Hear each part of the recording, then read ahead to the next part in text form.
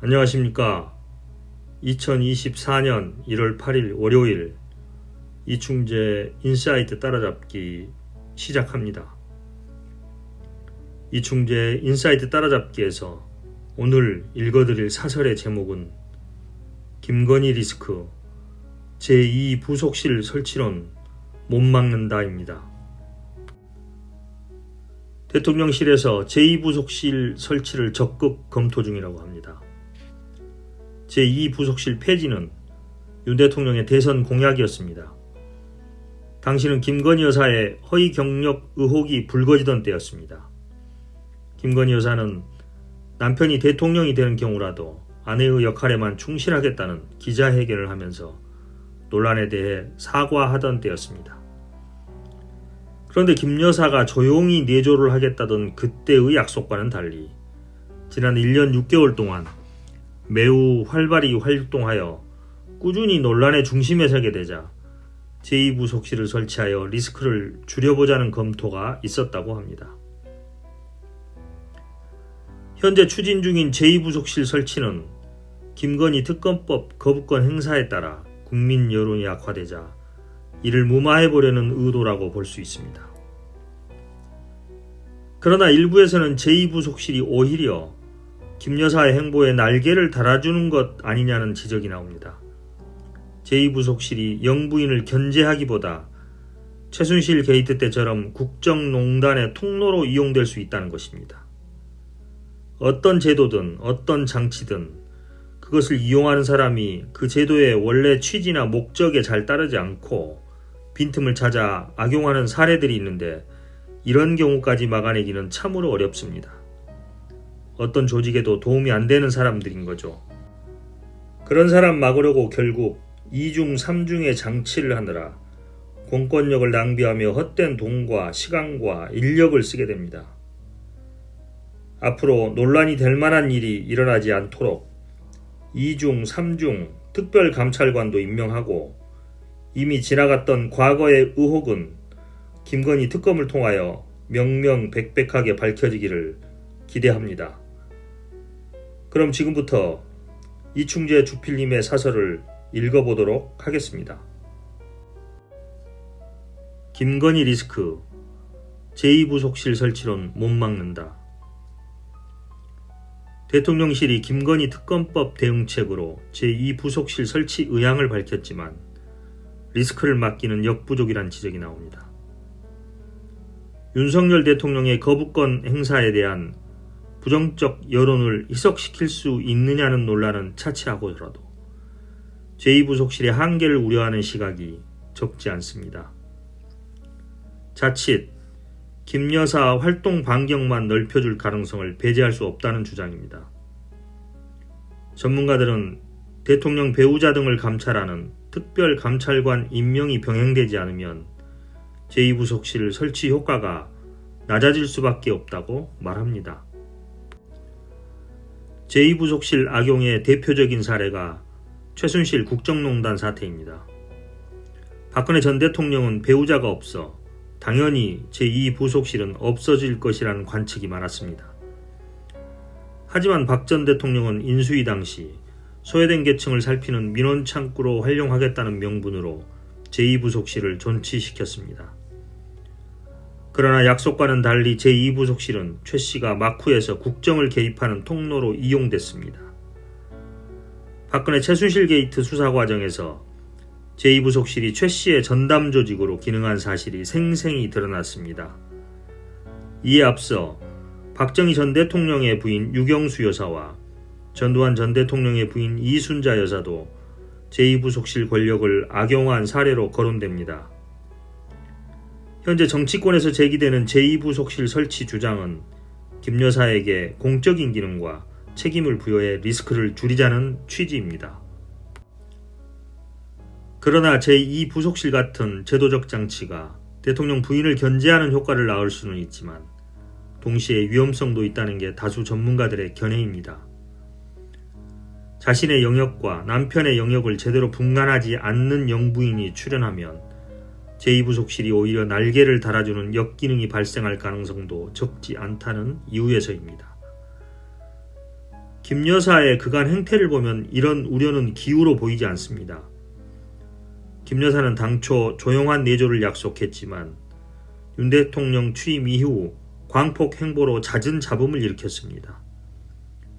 전직 대통령 묘역 참배 자리에 친구를 데려가고 윤 대통령 해외 순방 때 개인적 친분이 있던 민간인을 동행시켜 논란이 일었습니다.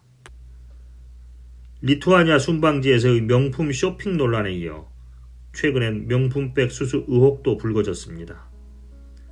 개식용 근절 문제부터 납북자 문제까지 정책 분야에까지 목소리를 내고 있습니다.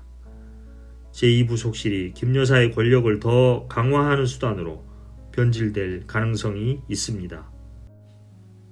전문가들은 제2부속실의 역기능을 막기 위해서는 특감 임명이 반드시 뒤따라야 한다고 주장합니다. 특감은 대통령의 배우자와 사촌 이내의 친족, 수석비서관급 이상 등을 상시 감찰하기 위해 박근혜 정부 때 신설됐지만 현재는 공석 상태입니다. 당시 박 전 대통령은 이석수 특감이 최순실 게이트 내사에 나서자 해임했고 이는 탄핵의 단초가 됐다는 평가가 나옵니다. 그 뒤로 특감은 정권으로부터 기피 대상이 되어 왔습니다. 특감은 대통령 소속으로 돼 있지만 직무에 관해서는 독립적 지위를 갖도록 특별감찰관법에 규정돼 있습니다. 수십 명에 달하는 감찰 요원이 누구의 지위도 받지 않고 대통령 친인척과 측근들의 비위를 감시하는 권한이 부여된 셈입니다. 특감이 있었다면 윤 대통령 처가가 의심받는 양평 고속도로 노선 변경 의혹과 대통령 처남의 양평 공공지구 특혜 의혹이 진작에 해소됐을 공산이 큽니다. 여기에 제2부속실이 생기면 상시적인 감시감독을 진행해 김 여사의 비위나 월권 행위도 차단할 수 있습니다. 대통령실은 지난 5일 특감 임명 요구에 대해 여야 합의로 추천해서 보내온다면 우리는 지명할 수밖에 없다며 종전 입장을 반복했습니다. 윤 대통령이 의지가 있다면 한동훈 국민의힘 비대위원장에게 특감을 추천토록 하면 되는데 그런 말은 하지 않습니다. 김건희 리스크가 공공연히 거론되는 상황에서 특감을 임명하지 않는 건 윤 대통령의 의도적인 직무유기입니다. 김건희 특검법도 거부한 상태에서 특별감찰관 없는 제2부속실 설치는 손바닥으로 하늘 가리기라는 비판을 피하기 어렵습니다. 여러분 잘 들으셨습니까? 다른 언론들은 이 주제를 어떻게 다루고 있는지 살펴보겠습니다. 먼저 중앙일보 1월 8일자 칼럼입니다. 민심을 이기는 권력은 없다. 중앙일보 이화경 대기자께서 쓰신 칼럼입니다. 윤 대통령의 이번 거부권 행사는 현직 대통령이 자신의 가족을 위해 행사한 전례가 없는 일이기 때문에 60%가 넘는 국민의 불쾌한 감정을 헤아리지 못한 일이라는 지적입니다. 정치 구단이라 일컬어지는 YS DJ 대통령도 현직 대통령 재임 시 분노한 민심을 달래기 위하여 자식들이 구속되는 아픔을 겪어냈다고 지적하고 있습니다. 이제라도 제2부속실을 설치한다고 하는 것은 매우 잘한 결정이고 윤 대통령은 당당하게 특검을 받겠다고 해야 하며 대선 공약대로 특별감찰관도 임명하고 김건희 여사에 대한 의혹도 철저하게 조사하고 문제가 드러나면 일벌백계하고 대국민 사과와 합당한 조치를 취해야 한다고 주장하고 있습니다. 다음은 조선일보 1월 6일자 사설입니다. 한 위원장 책임지고 특별감찰관 임명, 총선 후 특검 추진을. 특검 거부권 반대하는 국민 여론이 높은 상황에서 김 여사 의혹에 대해 윤 대통령이 제대로 설명한 적이 없다는 지적을 하고 있습니다. 국민의힘을 책임지고 있는 한동훈 비대위원장이 민주당과 관계없이 국민의힘 차원에서 특별감찰관을 추천하고 여야 합의로 총선 후 김건희 특검 추진을 하겠다는 국민이 납득할 수 있는 설득이 필요하다고 주장하고 있습니다. 다음은 문화일보 1월 8일자 사설입니다. 김여사 문제, 대통령이 직접 설명하는 게 그리 어려운가? 국민은 거부권 행사와 여러 사건의 의혹에 대해 두 사람이 직접 설명해 주기를 원하며 계속 피한다면 의혹이 더욱 커질 것이라고 비판하고 있습니다. 제2부속실 신설이나 특별감찰관 임명보다 국민 정서를 보듬는 일이 절실하며 대통령의 신년 기자회견을 활용하라고 주문하고 있습니다.